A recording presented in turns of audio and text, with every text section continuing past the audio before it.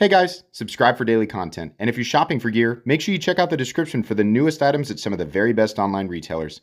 There's also links for some of the items that I personally recommend. Thanks! What's going on YouTube? Metal Complex here, and today I've got another short little unboxing video to share with you guys. I just made none of the purchases that I make regarding bladed objects are really ultra responsible. A lot of it is, to make content out of, but I also buy stuff that I just want, and I have no rational reason for wanting it. I just want it, which is something that I feel like I have in common with the vast majority of my subscribers. So we all sort of perpetuate that. But this is something that I made. It was a purchase I made in combination with a recent purchase, and it was like I said in that unboxing. I said, you keep coming back to this. You're just gonna keep coming back to it until you buy it. So just buy it, and then you can have it, and then you can worry about what you're gonna do with it later, if anything, right? I have already been in this box for a couple of reasons. Number one, this is a pretty expensive cold steel. The last time that I made a hyper expensive cold steel purchase, I was not super impressed with the fit and finish. I'm happy to say the fit and finish is pretty good on this, so I'm not upset. It was also covered in grease, so I had to wipe that down. But I've got that all done, and I can't wait to share with you what I bought, because it's crazy. Thanks to my patrons for supporting me. This is something you can buy in a few different variations. I will link it in the description. It does help my channel when you use those links, but that's entirely up to you. What did I buy? Oh my God, why? I don't know, but look how beautiful this is. I have always, ever since I was aware that Cold Steel made this Natchez Bowie, I thought, well, that's just beautiful. And it also, it's huge. It's wet. Listen, I knew it was going to be big. I knew it would be. I should just know with Cold Steel, it's going to be bigger than you expect. Oh, man, it was killing me to not have this. After I got it out once and realized there was grease all over it, I was like, now all I want to do is just hold it. I watched a video of Lynn throwing this knife into a board. I believe, now I don't know, I think they must tang it. Yeah, I don't know if it's like a taper tang. You can see it down here. I don't know if it gets wider or if it's a raw. I have no idea. It's very, very thick. This is the version that is made out of 3V. There is another version that's less expensive. This is CPM 3V. This has a huge cutting bevel. Absolutely massive. I think it stays pretty consistent out to the tip. Might get a little bit, yeah, there's like one little wonky area, maybe like right in there. And then this back end, you can see that how they kind of sharpen it like that. They keep that initial, like that first part of it, which apparently is pretty common with large fixed blades. The guard would probably make an issue there anyway. Satin finished. These are manufactured in Taiwan.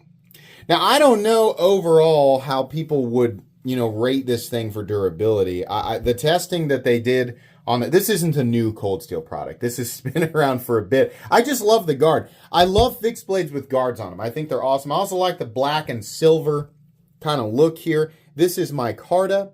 There's another version of this that doesn't have this nickel-looking pommel, and I don't really like that version. I thought this version looked a lot better. The blade stock thickness must be maybe 300 thousandths or so. In fact, we can actually just go ahead and measure it.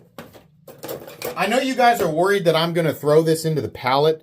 I'm not going to, but I do plan on doing something with it. I don't know if we'll do, like some Cold Steel style testing or slow motion cutting or what. But so this, yeah, it's just as thick as my modern bow. It's 295 or so thousandths.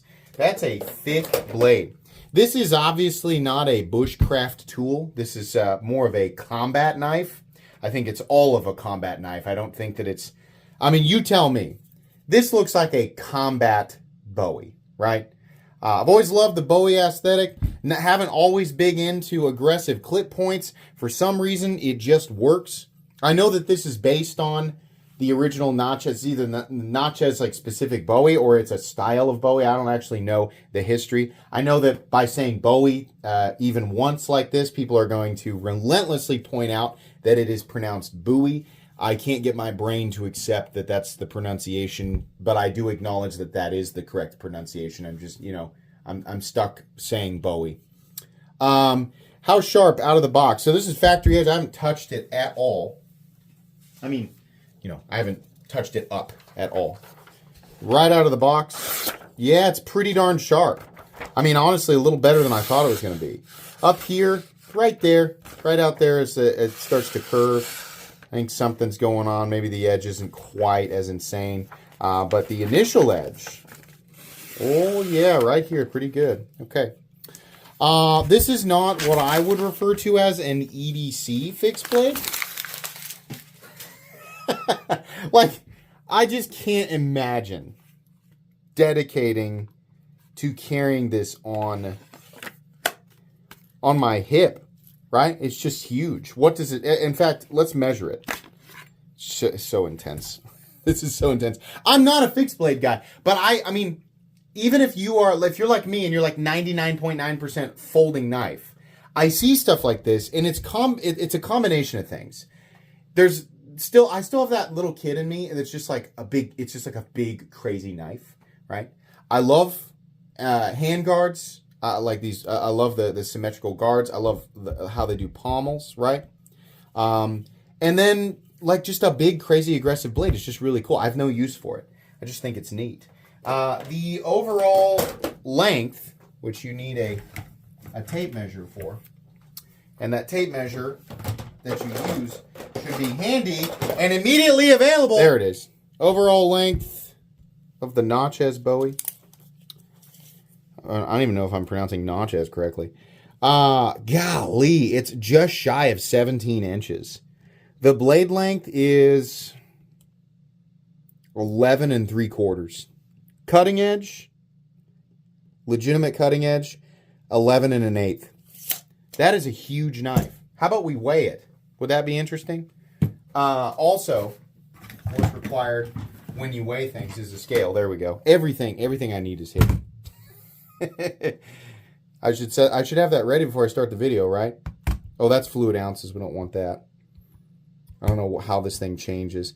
Okay, the knife itself, it's going to be kind of tricky to balance it on there. Oh, there we go.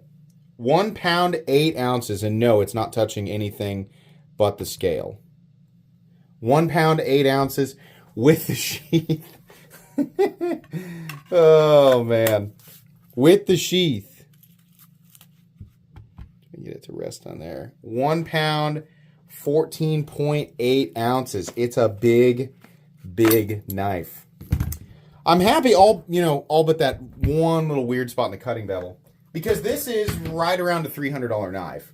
I think there's a less expensive version for like $200 to $225 or something like that. Pretty intense. This is 3V, so keeping it, I don't know. This is a Kydex sheath. I think it's better to store it in a Kydex sheath than a leather sheath because it won't trap moisture as much. But I am going to have to keep this thing aggressively oiled if I want to keep it in good shape. The fact that it is a huge chunk of 3V, perhaps the biggest chunk of 3V I've ever seen, it really makes me want to take it out and use it. So I don't know what I'm going to do with it. Could be a week from now, could be a month from now, could be 6 months from now, but I will use this for something. I don't plan to save queen this. This isn't the time. I'm not really like that with fixed blades. I don't really care nearly as much. I will not throw this into a pallet, I promise. Same with the modern Bowie. Like, I'm actually going to do stuff with those. But I just wanted to share this with you guys. I am so happy to finally have this. Now I can stop obsessing over it and check this off my list. I actually don't have, I'm sure you guys are going to tell me, I no longer have any fixed blade purchases on my list. These were the two that I really wanted, this and the modern Bowie from Falkniven. So I'm happy now. But as per usual, please feel free to suggest things. I'm always interested in acquiring more cutlery. But this is cool. If you've been considering picking this up, does this make you feel cool holding it? I mean, like, that's what it comes down to, right? We can comment on the geometry and all that. Do you feel cool holding this? Yes. This is awesome. It just makes me want to go chop stuff.